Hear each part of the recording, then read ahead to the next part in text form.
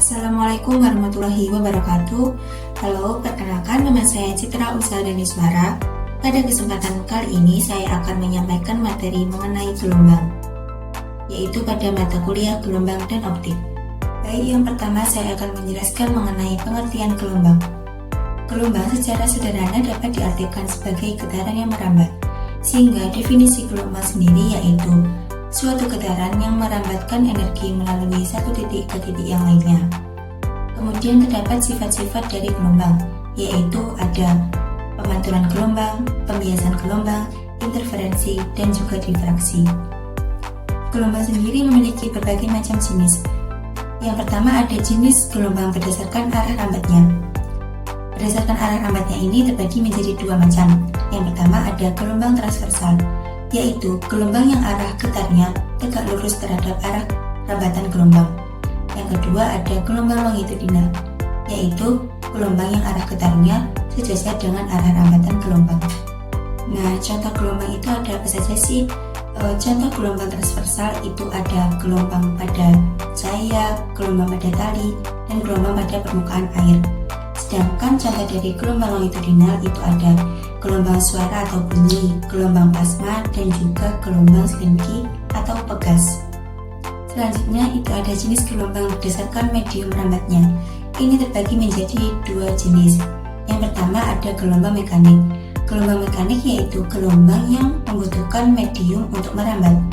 Kemudian yang kedua ada gelombang elektromagnetik, yaitu gelombang yang tidak membutuhkan medium untuk merambat.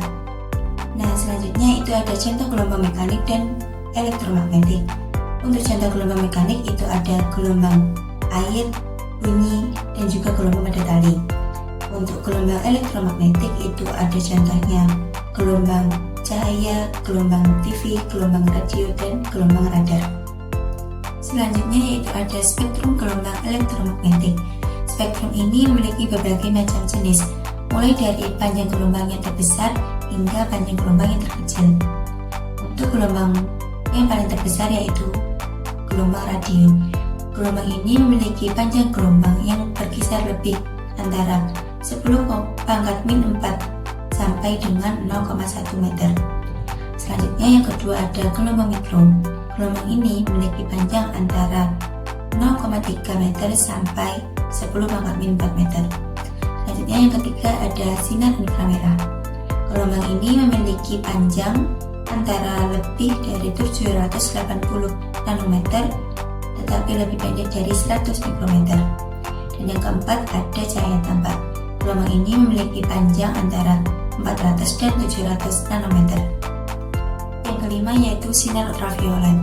Gelombang ini memiliki panjang lebih pendek dari 400 nanometer tetapi lebih dari 10 nanometer.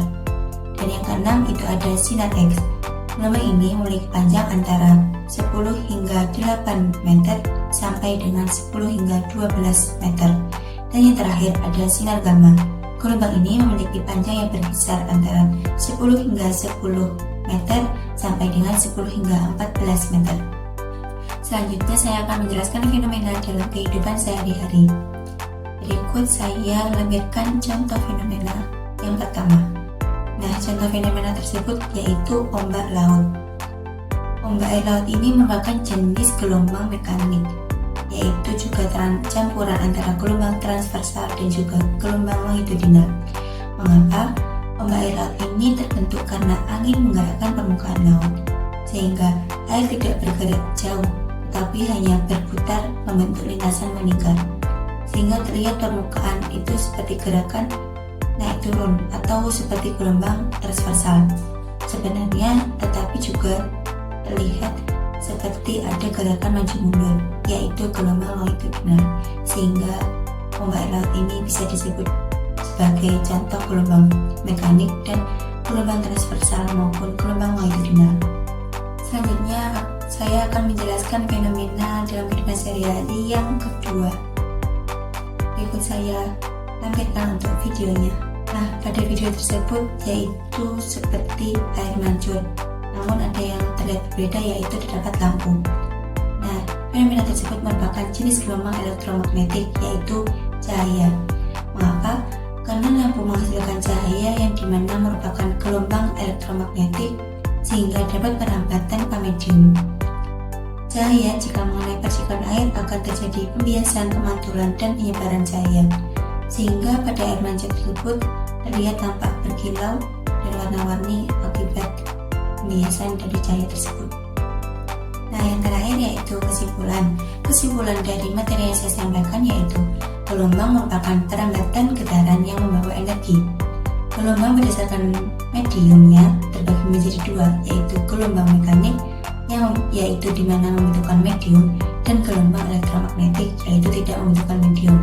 Dan berdasarkan arah perambatannya yaitu gelombang transversal dimana tegak lurus terhadap arah gelombang, dan gelombang longitudinal dimana sejajar dengan arah gelombangnya. Kemudian contoh fenomena dalam kehidupan sehari-hari seperti bunyi, cahaya, dan juga gelombang pada tali. Sekian yang dapat saya sampaikan. Terima kasih. Wassalamualaikum warahmatullahi wabarakatuh.